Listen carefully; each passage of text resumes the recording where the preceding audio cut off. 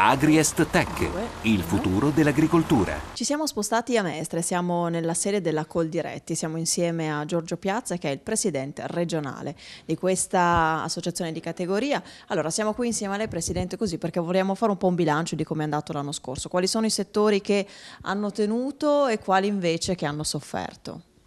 Beh, visto l'andamento climatico dell'annata appena trascorsa, i settori sono andati un po' tutti in difficoltà proprio dal punto di vista proprio della qualità dei prodotti. Qualcosa si è recuperato, sicuramente il settore vitivinicolo è quello che ha retto maggiormente nonostante le difficoltà della difesa fitosanitaria e sta dando anche qualche soddisfazione, no? Il fenomeno del grande fenomeno globale del prosecco, nonostante tutto, è ancora un fenomeno in grande salute e questo ci fa ben sperare per quanto riguarda appunto la situazione del consumo interni e anche soprattutto dell'export. Altri settori invece hanno appunto subito sia dal punto di vista della produzione che peraltro sempre nel comparto dei seminativi ha avuto anche risultati importanti perché non ci sono stati stress idrici, c'è stata una sovrabbondanza in effetti di piogge che ha portato a produzioni importanti soprattutto del mais, poi questo non è stato però seguito da una dinamica dei prezzi positiva e questa volatilità negativa dei prezzi ha portato poi a una compressione poi dei redditi che non è stata buona cosa, insomma. Quindi diciamo che tutto il comparto dei seminativi ha un po' segnato il passo anche in funzione poi della dinamica negativa dei prezzi. Ecco, in che modo secondo lei l'agricoltura si deve un po' forse trasformare, deve un po' rivedersi alla luce di quello che lei diceva, cioè i cambiamenti climatici? Allora, noi dovremmo prima di tutto, tenendo appunto in buona considerazione queste evoluzioni, riuscire a cogliere quelli che sono i segnali che il mercato e anche la comunità dei cittadini dà. L'agricoltura quindi si deve ripensare, soprattutto in chiave di quello che deve essere un segnale forte che noi agricoltori dobbiamo dare sul tema della sostenibilità ambientale. Questo è secondo me il futuro della nostra agricoltura, quindi un'agricoltura produttiva che però recupera tutte quelle pratiche che migliorano l'ambiente, a cominciare dall'uso del suolo, dalla sua fertilità, mantenimento, miglioramento della sostanza organica del terreno, quindi tutto il tema dei gas climalteranti, della capacità che avranno gli agricoltori, che hanno e che avranno di essere soggetti positivi e attuatori di politiche positive per quanto riguarda l'abbattimento di questo problema, che è il problema dei gas che si sciolgono e che si diluiscono in atmosfera, e poi naturalmente tutto il tema dell'acqua, della gestione dell'acqua. Ecco, se noi abbiamo questa sfida, che poi è anche la sfida della prossima Expo, della rassegna, diciamo, della Esposizione Internazionale di Milano, che è proprio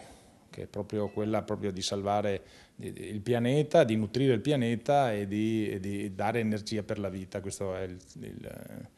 il tema dell'Expo e che ci dovrà vedere impegnati in maniera molto forte, addirittura feroce, nel cambiare le nostre pratiche agronomiche compatibilmente con una chimica più sostenibile, meno impattante, con tecnologie che ci permettano appunto di raggiungere questi obiettivi, che sono gli obiettivi ai quali i cittadini italiani e europei danno grande importanza.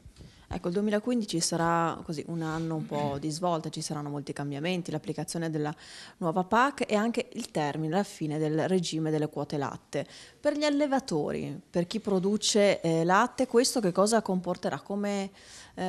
dovranno operare nella propria azienda?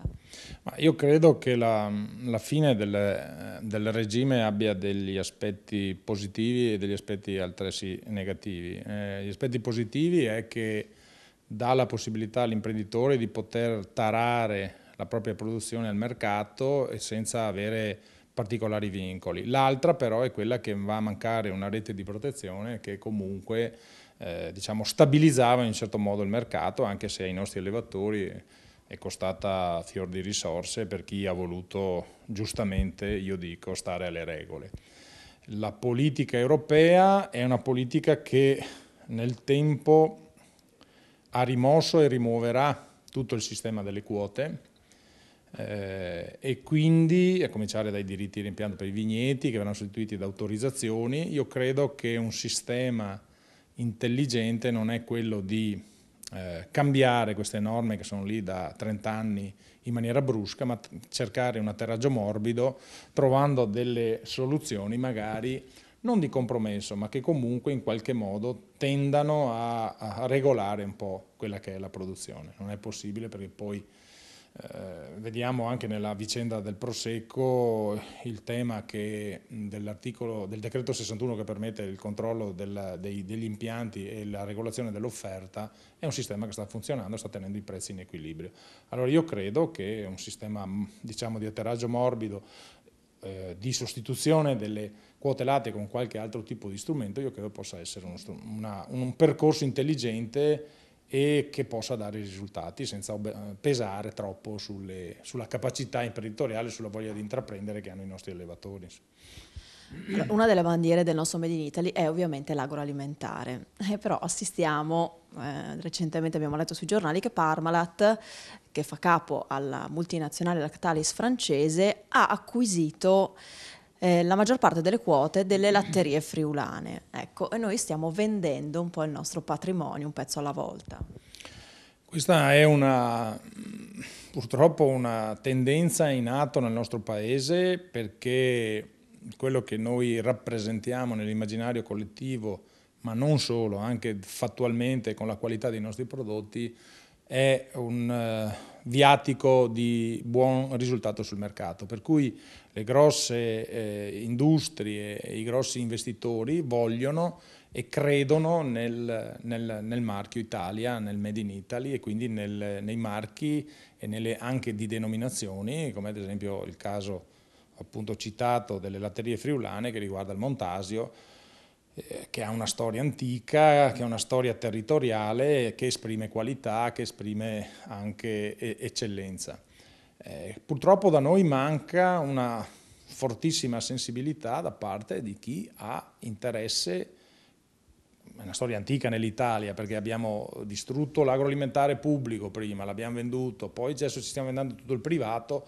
Io credo che purtroppo bisognerà fare di necessità virtù e essere molto capaci, nonostante la proprietà sia, diciamo, in questo caso francese, riuscire a salvaguardare quanto si è creato nella storia di una cooperativa importante come erano le latterie friulane, che erano tra le più performanti, ma che poi, qui diciamocelo chiaro, per problemi e incapacità nella gestione corretta di uno strumento, e anche di innovazione, di rinnovamento, e soprattutto anche la mancanza di volontà probabilmente di fare delle sinergie dentro il territorio, perché poi qui il problema diventa dimensionale. Siamo troppo piccoli per andare a esplorare un mercato, abbiamo costi di mantenimento delle strutture e della distribuzione troppo alti e non si riesce, forse in Veneto, avere coraggio di pensare a un sistema lattiero-caseario magari interregionale unico, nel tempo avrebbe portato dei risultati che adesso invece purtroppo sono sotto gli occhi di tutti. Allora, l'ultima cosa, Presidente, alla fine del 2014 ci sono state le elezioni per i rinnovi dei consorzi di bonifica, come sono andate? Siete soddisfatti? Che cosa vi aspettate? Beh, la bonifica è una delle grandi eccellenze del Veneto. Noi come Coldiretti abbiamo sempre avuto grandissima attenzione e anche capacità di spendersi nel territorio, governando una buona parte dei consorzi. I risultati per noi sono andati molto bene, direi, siamo soddisfatti, abbiamo avuto la maggioranza su 8 consorzi, su 10, esprimiamo quindi la capacità con le persone anche di candidarci a una governance moderna e intelligente, naturalmente in collaborazione con tutti, dagli altri rappresentanti del mondo agricolo, se vorranno, e anche da parte della società che si è comunque messa in gioco nelle elezioni, che il tema appunto della gestione del cambiamento climatico e dell'acqua necessariamente in mano ai consorzi di bonifica, che sono quelli che presidiano il territorio. E quindi credo che adesso con fine gennaio, i primi giorni di febbraio ci saranno le assemblee e quindi ripartirà una esperienza per altri 5 anni molto importante e ci auguriamo che la politica abbia l'intelligenza e la voglia, quella che andrà a rinnovarsi a maggio, di rimettere dentro la dimensione dei consorzi quelle risorse che sono fondamentali per tenere in sicurezza i nostri territori, che ricordo sono per 1/3 sotto il livello del mare, che quindi hanno bisogno di essere gestiti con grande forza e grande intelligenza. Grazie a Giorgio Piazza, presidente della Coldiretti del Veneto, per questo punto, insomma, che abbiamo fatto sul settore primario. Grazie, lì nella regia.